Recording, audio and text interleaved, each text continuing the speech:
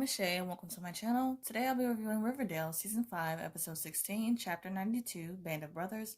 Don't forget to like, comment, and subscribe. Let's get it. The episode starts off with Jughead narrating and it shows Archie in different places and that he has seen the men he lost in war everywhere. The guilt he has from that is weighing on him big time. Veronica is FaceTiming Chad and he mentions that he will be able to pay his investors in one installment. He asks Veronica if she wants to get in on it and she tells him that she doesn't need his help. Cheryl and Kevin are about to perform and Penelope stops them. She says that she has a revelation and that Jason herself told her to not have any more singing in the church. Jughead is in an NA meeting and he introduces himself to the group.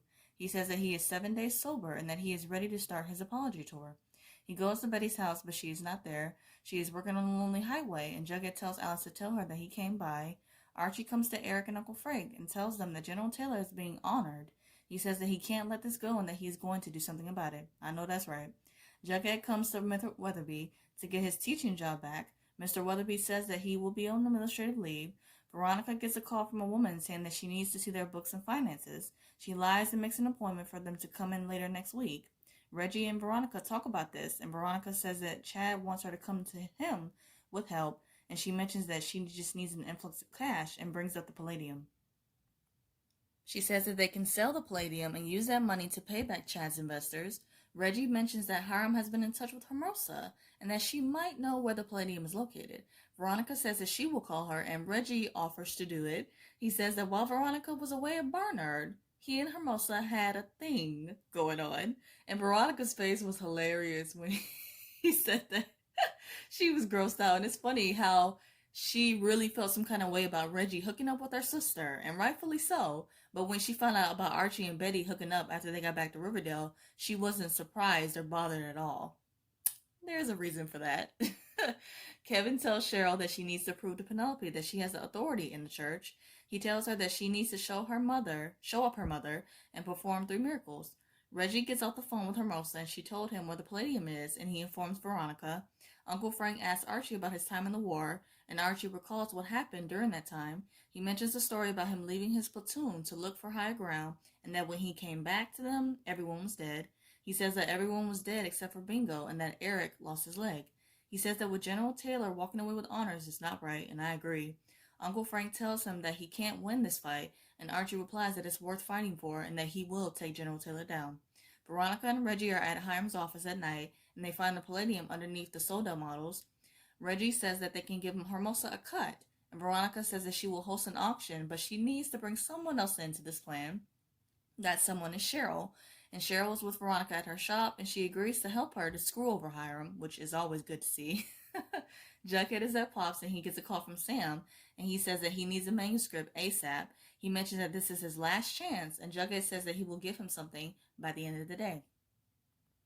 Tabitha and Jughead are having a conversation, and she apologizes for abandoning him when things got really bad. He tells her that she has nothing to apologize for and that he was wrong for putting her in that situation. He apologizes for dropping off the face of the earth and making her worry. She accepts his apology, and he mentions that he vaguely remembers writing a manuscript that night. Tabitha tells him that Betty gave the manuscript to Jessica because she wanted to just move on from everything and heal. She tells Jughead that his sobriety is what's most important right now and to not reach out to Jessica. Kevin and Cheryl perform an act in church where she turns water into maple syrup. Archie visits General Taylor to step down and retire quietly. General Taylor does not back down and says that he will not do that. Archie threatens him and says that if he doesn't step down, he will demand a military tribunal and tell them everything. General Taylor says that no one will believe him, and Archie replies that he won't bear the truth for any longer. And I just really, really love this storyline, not just of Archie's PTSD in the war, but just everything else and just him fighting for what's right and just getting justice served. So I just love this so much. Archie comes up with the idea that he won't go after General Taylor unless he has the support and approval of their platoon's families. Jughead is in the bunker and he is pondering. It flashes back to Cora giving him her manuscript and tells him to give it to his agent. Back to reality, he finds her manuscript and then grabs a bottle of alcohol. It shows a montage of Archie going to visit the platoon's families, and they each give him different responses to going after General Taylor. As Archie visits each of the victims' families, it shows a deceased soldier for that family. Veronica does her auction at her shop, and Hiram shows up and starts bidding. She shuts him down and acts like she doesn't even see him at all. After the bidding is over, Hiram confronts her, and Veronica tells him to not crash her auction next time. Cheryl and Kevin do another act in the church where she makes her hands bleed that mimic the wounds of Jason. And Kevin comes to Cheryl with a list of potential third miracles. Cheryl already knows what her third miracle to be, and that she wants to up the ante and says that it will include bees. Kevin mentions that he is allergic, and Cheryl says that she has learned some apian secrets from Nana Rose. Chad and Veronica are FaceTiming, and he mentions that he heard about her auction and claims that she is desperate for money. He gives her a chance to get in on an investment for CopterCab, and she refuses. Chad says that the company is going public, and to celebrate, they're having a party at Hiram's. He invites her to attend, and Veronica agrees. She has a conversation with Reggie afterwards, and that she has changed and that she has been playing defense, and now it's time to switch to offense. She mentions that she is going to remove Chad from her life once and for all, and that if Hiram gets caught in the crossfire, so be it. Jughead is in the bunker, and he finished reading Cora's manuscript. He makes a bold move and calls Sam to say that he has finished his novel. He says that he is going to send it over and takes a drink, and then Betty texts him. He asks if they can meet to talk, and she agrees. Archie, Eric, and Uncle Frank are sitting around talking about his decision to go to the military tribune to call out General Taylor. Archie says that he is going on behalf of the men who lost their lives and their families. He hopes that Eric will come with him, and Eric admits to being a grunt brought into the mission. He mentions that General Taylor brought him in as a trained sniper to take out the warlord, and he says that Taylor told him that it would be a big promotion for him, and that the only thing that mattered was the target. He regrets what he did and says that he left their unit unprotected to carry out Taylor's orders, and feels like him losing his leg was punishment for that. And I hate that he felt that way. Archie reassures Eric that he did nothing wrong, and I agree, and that he will keep his name out of it. He tells Eric to let him bring this home for him, along with so many others. Cheryl is with Kevin at the church, and they are performing this act of her sticking her hand into a case of bees and not being stung. Penelope immediately gets up and tells the people to not fall victim to this deceit. Kevin gives the people a choice to believe Cheryl, the person who shared a room with Jason, or Penelope, a whoremonger and an escaped convict. Cheryl orders Penelope to be gone from her temple and that she is the queen of bees. And I'm just sitting here like, what is going on? Literally, what is going on? I just can't with this storyline. I really can't. Eric decides to come with Archie to testify against General Taylor. Veronica shows up to the celebration at Hiram's, and she brings some women with her. Jughead and Betty are in the bunker, and he brings up Alice, telling him that she is working on the Lonely Highway. Betty says that she is just running out of ideas, and Jughead apologizes for the horrible and cruel voicemail that he sent her years ago. He mentions that he is in recovery and admits to being an addict. Betty admits that she is also an addict because she is obsessed with catching the killer. She mentions that when she was at Yale, she was trying to be a normal freshman, but just something on the inside just felt empty. She says that when she got to Quantico, she realized that she is more comfortable studying serial killers than she is socializing with normal people. She says that she didn't make it to his book release because of TPK. She says she had a choice to make between him or being on the TPK task force, and she chose that. She says that she is consumed by all of this, and Jughead suggests that she take a break from everything, and I agree. Betty says that she doesn't think that she can, and Jughead gets a call from Sam. And just side note, just like I was saying in my last review, just like Archie was getting help, and going to therapy, and Jughead now is in an NA meeting getting help and, trying to get back on the right track, Betty needs help too, because we see that she is really, really going through it. So I really, really want her to just get some help. Like, go to therapy, just do something to just get the help that she really, really needs. Sam says that he finished his book and that it's the best thing that he's ever written.